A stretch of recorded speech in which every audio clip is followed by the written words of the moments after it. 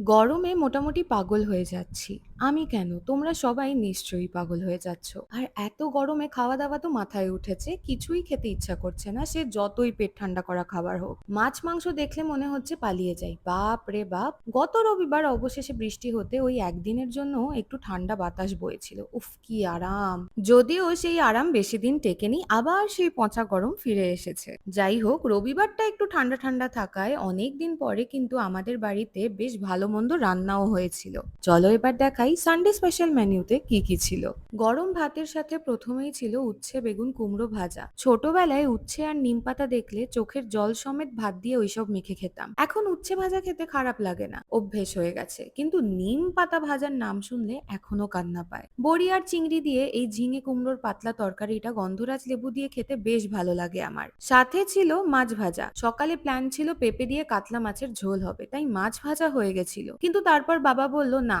আজকে একটু দেশি মুরগি রান্না করা যাক। কিন্তু আমরা মাছটাও বাদ দিইনি। দেশি মুরগি আমাদের এইদিকে পাওয়া যায় না একদমই, কিন্তু আমাদের এক কাকু আছেন যিনি ওনার দেশের বাড়ি থেকে এলেই আমাদের জন্য নিয়ে আসেন। বাবা বেশ কষা কষা করে বানিয়েছিল। উফ, রংটা দেখেছো? দারুণ খেতে হয়েছিল, এখনো মুখে লেগে আছে। তোমরা কিভাবে কাটালে এই রবিবারটা? নিশ্চয়ই জানিও।